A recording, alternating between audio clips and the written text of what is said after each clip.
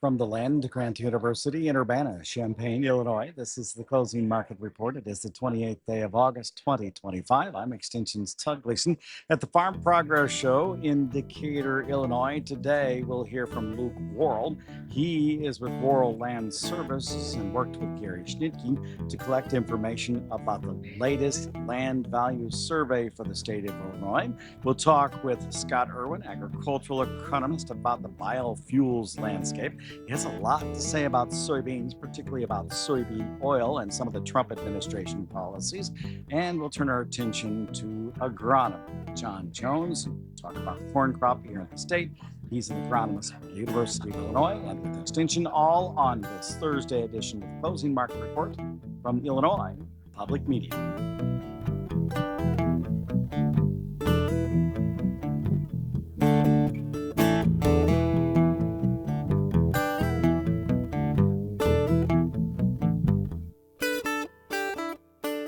Todd Gleason services are made available to WILL by University of Illinois Extension. It's been a fantastic week here on the Farm Progress Show site in Illinois 10. Thank you to all of those who dropped by to see us. We're going to start today with an interview that I did with Luke Worrel. He's with Worrel Land Services out of Jacksonville, Illinois. But more importantly, he's with the Illinois Society of Professional Farm Managers and Rural Appraisers and worked with Gary Schnitke at the University of Illinois on their latest land value survey. Here's Luke. But long story short, we send out a survey to try to get a glimpse of what we think is happening here in the state January through June. We sent that out. We had over 70 respondents from across the state.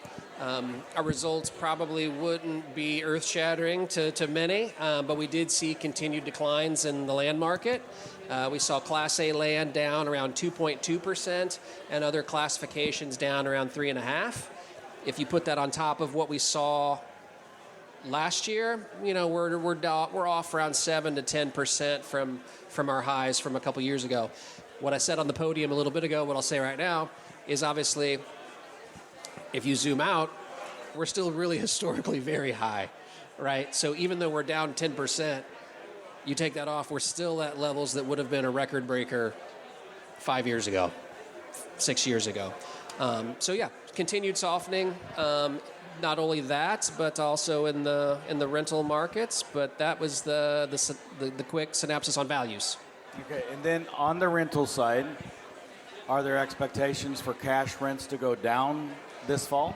Yeah, so our survey showed, and again, in March, we're able to dive into each region specifically. Now we're talking the state as a whole. Survey showed approximately 4 to 7% decline. If you take that across the numbers, you're going to look at somewhere between $10 and $20 an acre in a decline. What else from these surveys do you look at and might we be interested in? Yeah, absolutely. So I think one of the things that's interesting is we always look at demographics. Still, the highest number of farms are selling because of estates, the settling of estates. Vast majority, 67%. So 2/3 of every sale we've seen is pretty much because of an estate sale. Similarly, on the buyer side, farmers, owner-operators are still predominantly the largest demographic of buyers. 61% of farms sold in the first half of the year were bought by farmers. I think 17% local investors and then 11% non-local investors. So the demographics honestly have not changed a ton, even in this kind of ebb and flow we've been doing over the last couple of years. Over the decades, and I think nationally, turnover in farmland is about 1%. Is there a difference in Illinois? Do you measure that? So we don't measure it to that point, but I do know that we expect there to be more volume of sales this fall as opposed to last fall. Why? Great question. I think last year we were coming off this historic run up, and I think so people were maybe cautious on, are we really going down? They still weren't quite ready to pull the trigger on those sales. So you're saying they didn't pull the trigger fast enough, is what you're telling me. That's exactly what I'm saying. So I think that played a role. I think everybody was kind of catching their breath, and now I think we kind of understand that, okay, we're in a decline. We're not in a trapdoor kind of decline, but a softening. And so you're going to see some of those people who sat out on the sidelines last year sell, and then like we just said, there's going to be those estate sales regardless. When you and Gary sit down and go through these numbers as you were talking about them, what do you project out, or what do you hear him telling you you're projecting out for the next, 5 to 10 years?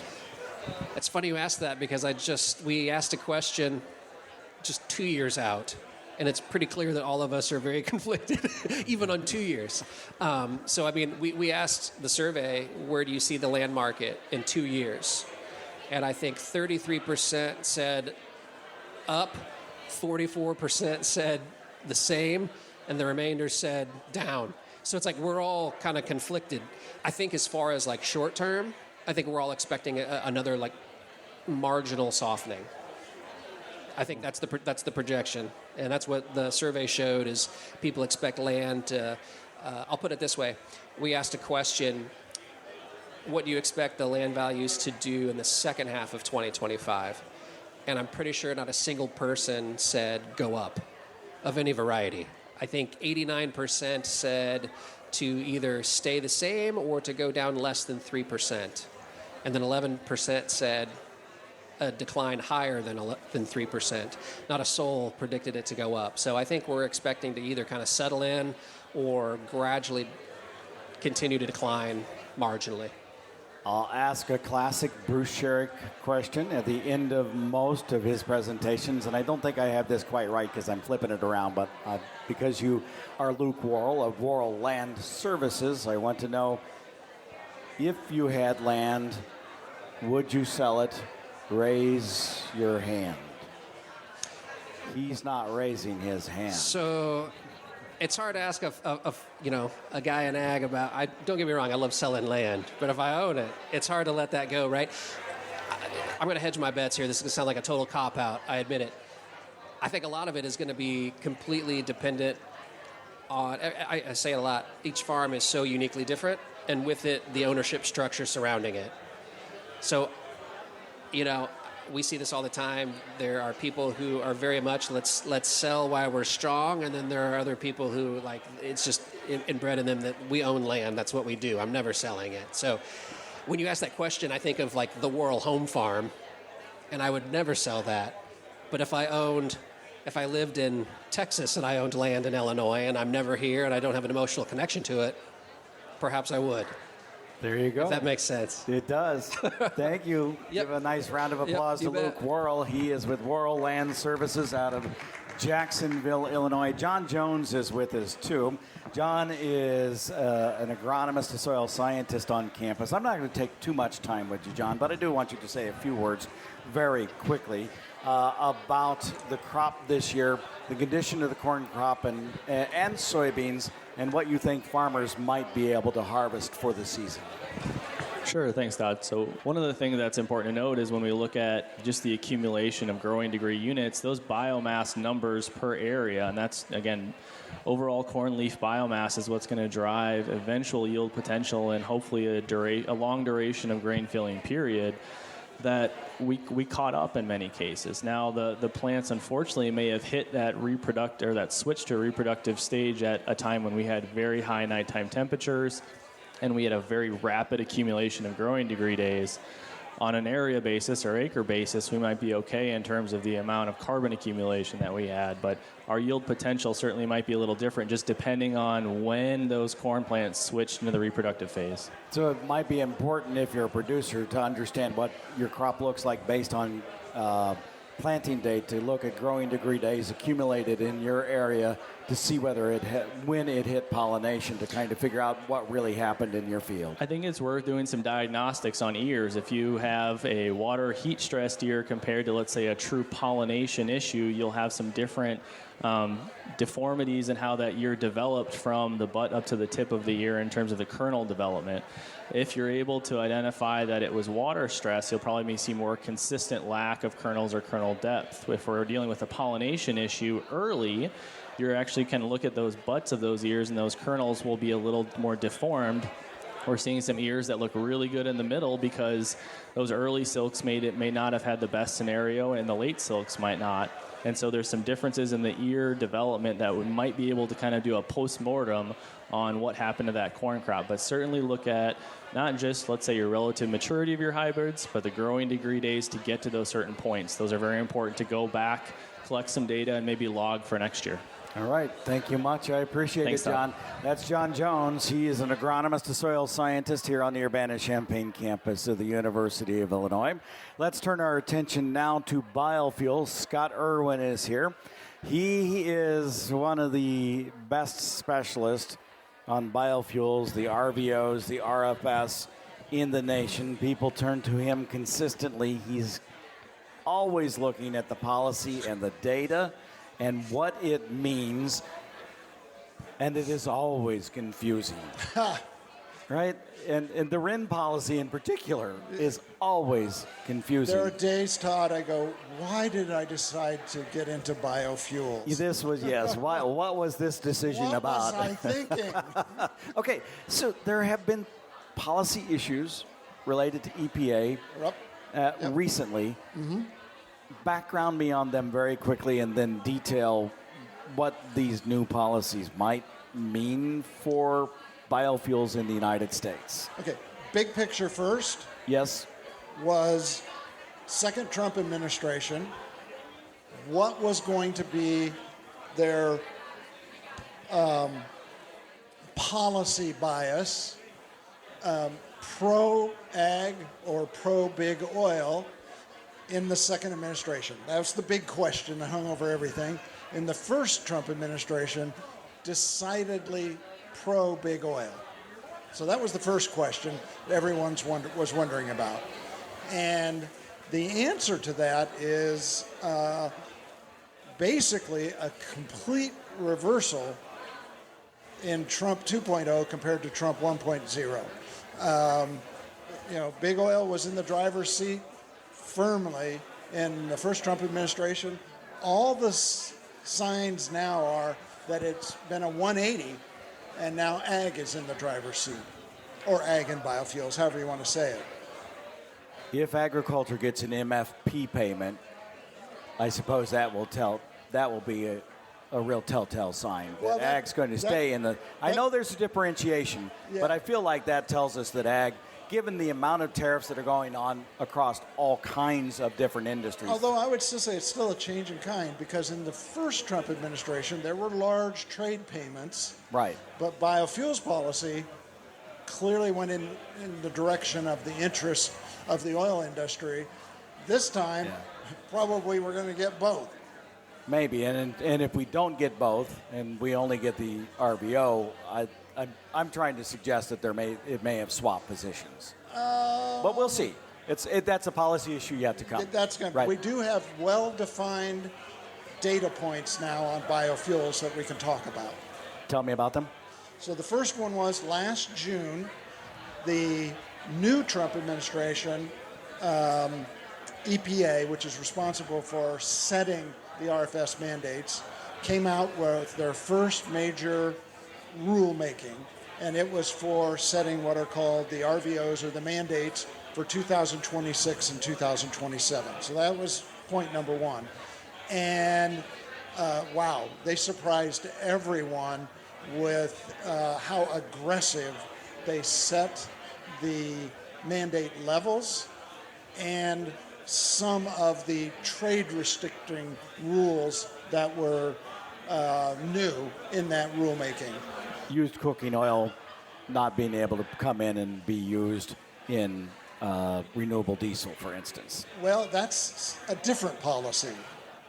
What they did in the RFS rulemaking specifically was ruled to comply with the mandates. Obligated parties, which are the refiners and importers, have to turn in something called RIN credits. And they proposed in June that if you are complying through an imported biofuel or a domestically produced biofuel from imported feedstock, like used cooking oil from China, you only get half a RIN.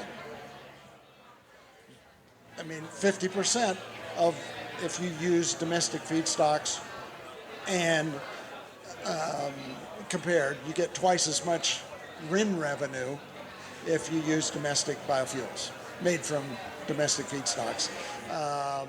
That is if that survives to the final rulemaking, which I think it will, that's a very bullish development in terms of biofuels and feedstock markets right there. Can you convert that to bushels in bullish development, or? Oh, I haven't really spent much time doing that. It's very hard to do that. I'll say that. But it certainly increases particularly the demand for soybean oil, and a lot of discussion about where that's headed. So that's data point number one.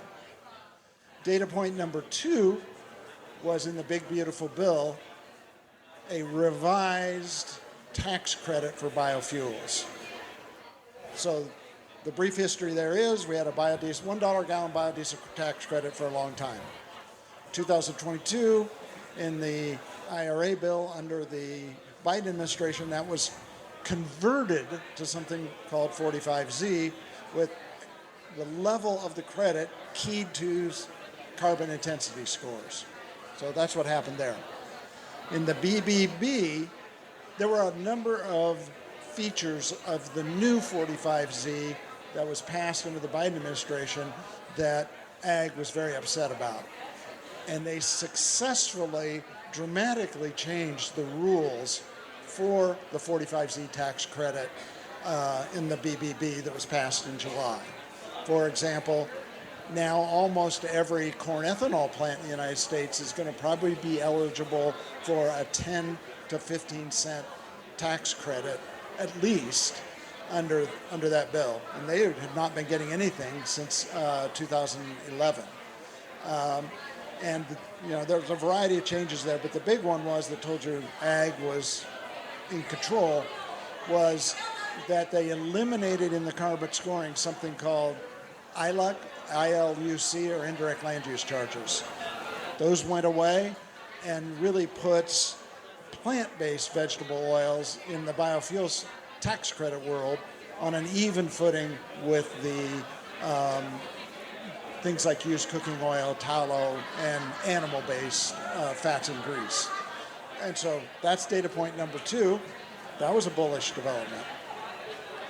Data point number three is something that was released last Friday called an SRE ruling, small refinery exemptions.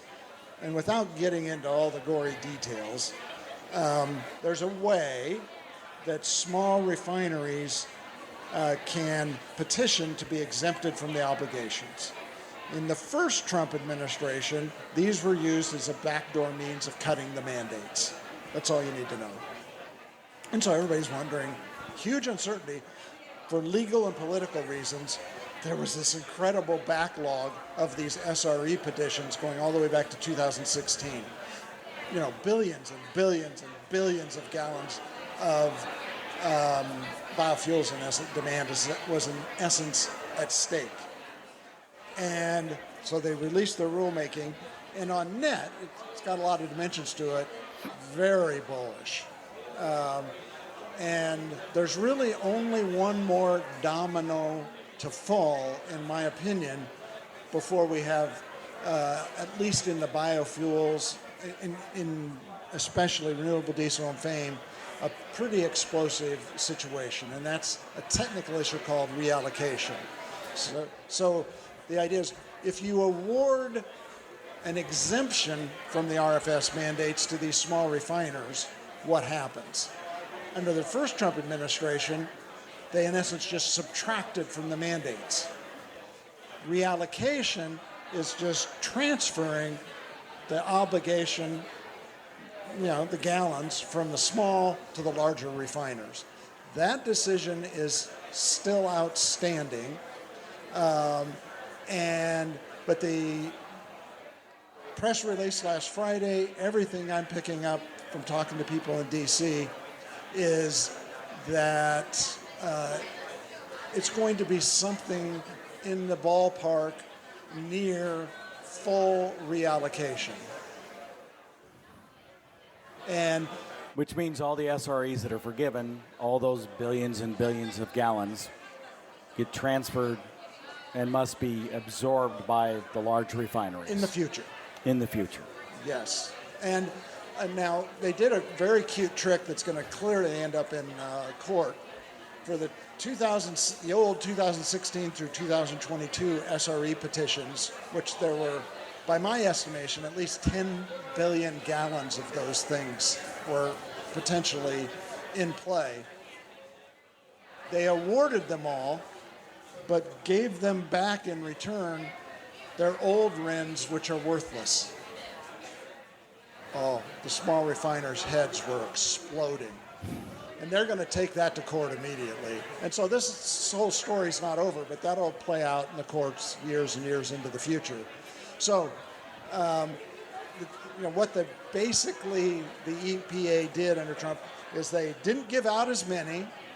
Most of what they gave out were worthless. And so there's maybe around 3 billion gallons worth of RINs that are at play in reallocation. And I don't know what the number will be, but it'll be at least 2.5 billion likely to be reallocated.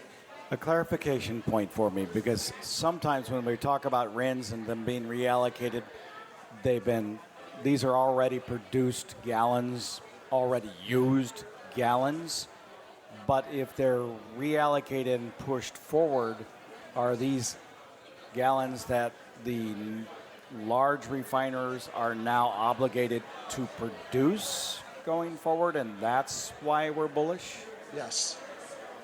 Well, it's a combination, Todd. Number one, I'm assuming that the final mandate levels will be about what was released in June. I think that's not, hopefully, a very controversial position. They're high. And there's this half RIN part of that. So they're high, and you're going to add on top of that some SRE reallocation. And then you've got restrictions on imported feedstocks that were a part of 45Z as well. And I will use the E word. This is setting up to be explosive price action in the first part of 2026 in RINs, biofuels, and some feedstock markets. Now, usually when we're talking about this, we're thinking about corn and ethanol, but in this case, you're talking about FAME, Yes. or soybeans and biodiesel, Yes. not renewable diesel, but biodiesel. Both will highly benefit from this. I can recall early on you looking at the RFS and the advanced biofuel portion of this and saying there will come a point at which soybeans must step into the breach, and like corn, it will be explosive to the upside but faster. It was different, I think, at that point than what you're telling me today, Yeah, because policies have changed. Right, but that happened in a different way than I expected. We really did get that kind of explosion starting in 2020-21, but it was due to renewable diesel, not biodiesel. Right. And Price, though, mitigated because we have such a large crop coming out of Brazil, I assume. that will obviously have an impact, and the net impact on the soybean sector obviously will depend on what happens with trade in China. You know, if we sit here stuck at no sales to China in soybean exports, this will help keep prices from going even lower, the scenario that I'm talking about, but it can't rescue us from no soybean exports to China. I believe President Trump did write something about, to the American farmer, we're going to use your product domestically, you're welcome. And he's right. He is not wrong about that. We are really setting ourselves, you know, if the reallocation decision comes out in the next month or two, as it appears right now, there's still uncertainty about that, then we are setting ourselves up for the most explosive period in the RIN market and in biofuels since 2012. Anything else that we need to talk about? Well, the interesting part to me is kind of quietly, ethanol's not going to benefit from all of these bullish factors like FAME biodiesel and renewable diesel, because they're stuck at the E10 blend wall. And not going to go below it, not going to go above it. But the tax credit is a big, big deal for the ethanol industry. My long-run estimate of their return of an average ethanol plant after all fixed and variable costs is about 12 cents a gallon. The tax credit will double that. Now, then the question is, how long will it take the ethanol guys to bid that into the price of corn? And again, it's not huge, but it could be 4 or 5 cents into the price of corn over a long period of time simply from that tax credit. Thank you very much. I really appreciate the explanations and all the work you do on biofuels. Well, there are days. I know. Scott Irwin is an agricultural economist on the Urbana-Champaign campus of the University of Illinois. I'm Extension's Todd Gleason.